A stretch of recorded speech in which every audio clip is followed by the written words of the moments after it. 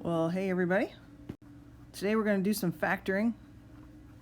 This is really just kind of a review reminder of some already fun facts that you know about factoring. So the zeros. Remember, zeros have lots of names. Another name for this is an x-intercept.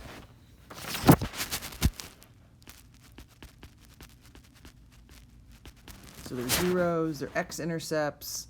So we're also going to call them zeros. They could also be called solutions, roots. All of these words will be used interchangeably. It kind of just depends. Like if you're talking about a graph, you might talk about an x-intercept. If you're talking about factoring, you might talk about a root. If you're talking about solving, you might find the zeros or the solution. So they all mean the same thing. Find what x equals. So if you have a degree, which is your highest power, whatever your highest power is, doesn't have to be the first power, but your highest power, which we've already talked about once, but if your degree is n, then you should have n answers. Remember, this means answers. And not that this really is helpful, but it just sort of makes sense. If you have an even degree, then you'll have an even number of answers. And if you have an odd degree, then you have an odd number of answers because the numbers match. So for the solutions, which again, same thing as zeros, to the equation, let's say you have to remember that your equation has to be set equal to 0. Some of you keep solving things even though there's no equal sign. So if there's no equal sign, don't keep going. And so these are also called roots. If you get x equals a c, x equals c as the answer, then x minus c, I'm going to put it in parentheses because that's going to help you recognize the fact that this is a linear factor. It's a factor, but specifically a linear factor because the power on x is a 1. So they want us to go through the process here of solving this, finding the zeros. If you look through it, and you're going to have to do this, you're going to do this most of the time, take out the greatest common factor. They all have an x in them, all these terms, no numbers in common. So this would give you x squared plus 5x minus 24. Now what you have to do is, instead of calling it by the name, you have to then set it equal to 0. That's something you'll have to do for yourself. They're going to give you the name of the function. You replace the name with equals 0. So now when we go to factor this, we need two numbers. When you multiply, you get 24. And when you add or subtract those numbers, depending on the signs, you get 5. So let's say 2 times 12. Well, that's a bad choice because you're not going to get 24. 1 times 24, you're not going to get 5. Another bad choice because you're not going to get 5. 6 times 4, maybe a better choice, still not going to get 5. So 8 and 3. We know these have to be x times x to get to that x squared. And in order to get a positive 5, we want to be 8 minus 3. And again, this still equals 0. Now to find the zeros, you would take each linear factor and set each one equal to 0. So we get x equals 0. You would say x plus 8 equals 0. So we get x equals negative 8. Now you don't have to write this out. If you can do this in your head, please do so. And then x minus 3 equals 0. And so when we add 3, we get x equals 3. The order in which you list your answers doesn't matter. It doesn't have to be from small to large or anything. It's just a list of answers. So let's do some factoring. Again, check for that GCF, that greatest common factor. Most of these have them because you can kind of tell. Anytime it starts with the power of 3, we're not good at factoring the power of 3. It's not familiar, so that means probably you're going to have to take something out like an x, or maybe a 2x or a 3x or something like that. So look at your first term. If your first term has a number in it, like a 2 or a 5, you want to try to factor that out. But here, our first term, or this coefficient on this, is a 1. So it's probably, not something obviously we can take out. So we're going to factor out an x because they all have an x in common.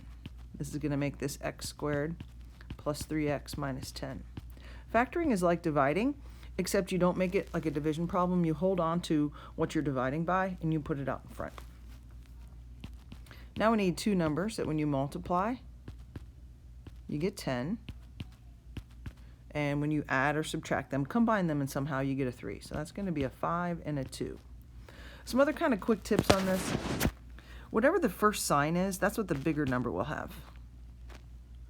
That helps you remember, because we want it to be 5 minus 2 to end up with a positive 3. And then our solutions, you set each factor equal to 0. This part is optional. It usually works out to be the opposite. Sometimes if you have a fraction or square or something, it's a little trickier. But here we get x equals 0, negative 5, and 2.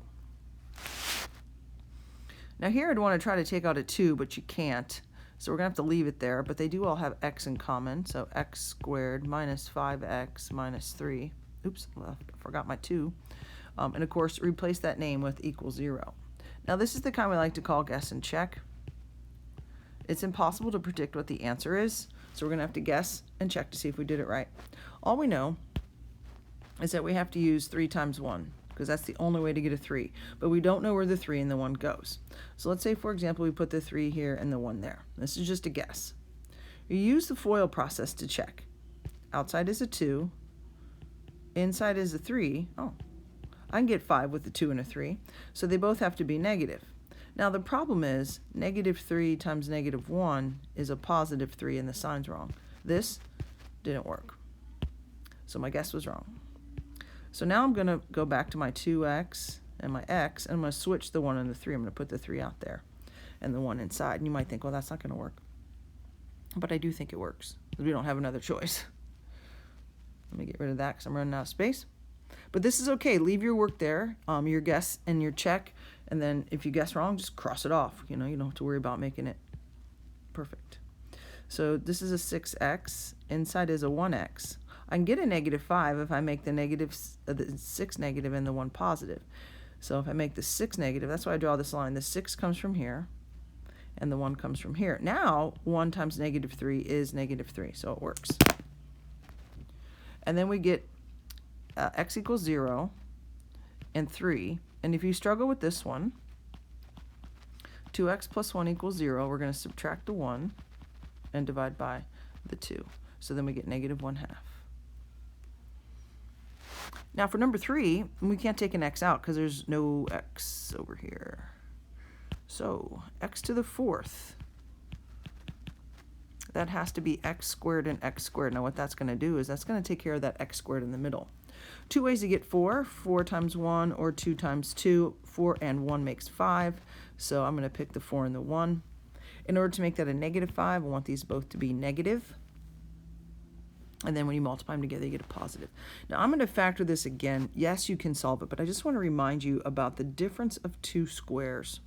At this point, you could solve it. You could say x squared minus 4 equals 0. But I just want to kind of use this as a chance to review. Perfect square minus a perfect square turns into everything matching x, 2, 2. But 1 is plus, 1 is minus. Here it is again. X squared is a perfect square. 1 is a perfect square. 1's a plus and 1's a minus. Now again, that's optional, but I just wanted to factor it all the way out. So now you can see we get x equals negative 2, 2, negative 1, 1. Or you could write it plus or minus 2, plus or minus 1. Number 4. Got some big numbers here and nothing that comes out. 9, 3, 2, nothing comes out. No x's. Okay. So 9x to the 4th. This is a lot of choices. Pro tip, pick the 2 that are close together. Like, for example, don't pick 9 times 1. Go with 3 times 3. I'm not saying it's going to work, but it usually works. It's your best bet. It's like an 80% chance. Same thing with the 4. You could pick 4 times 1 or you could pick 2 times 2. I'm going to go with 2 times 2 and just try it.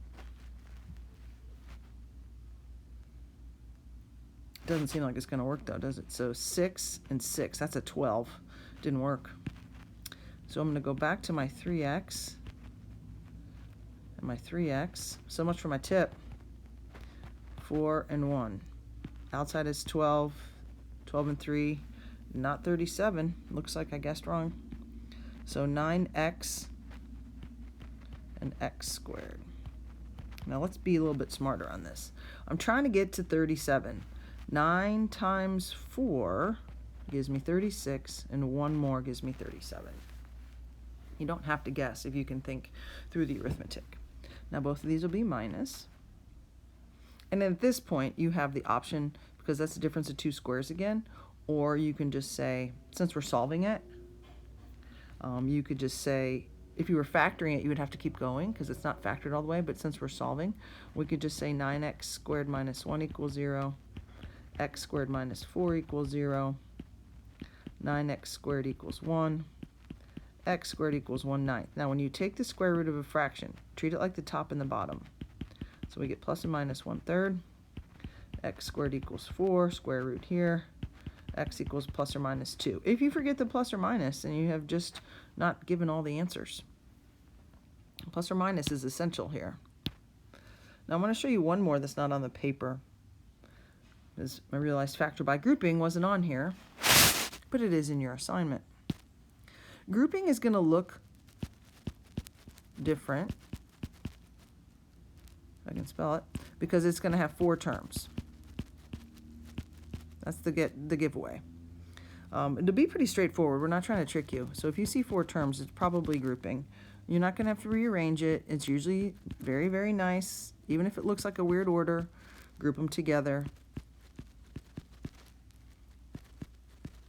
First 2, second 2. That's how we're going to group these. So we're going to group these 2, and then we're going to group these 2. And the minus is stuck on the 25.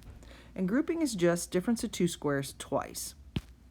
I'm sorry, greatest common factor twice. So if you look at the x to the third and x squared, they have an x squared in common, and it leaves you with an x plus 2. Now the goal is to get that second group to match. Now if it starts with a negative, you want to take that out. So it looks like these have a negative 2 in common. How about negative 25? Geez, sorry. And so when we divide by negative 25, this ends up with a positive x. Negative divided by a negative is a positive. 50 divided by 25 is a 2. Now you can see that these match. Since these match, we take that out and we write it once. Then you just go in order from left to right and you write this down in the second group. And of course the whole thing equals 0. At this point you can solve it if you'd like, or you can keep factoring. This is done. This would be x minus 5 and x plus 5. If you're bad at taking the square root, or if you know you forget the plus or minus, factoring it all the way is a good option. So here we end up with negative 2 and plus or minus 5. Your homework's on the back. Try the ones, try them all, and if you get stuck, just, stop and then try the next one. And we'll go through this in class if you have any questions.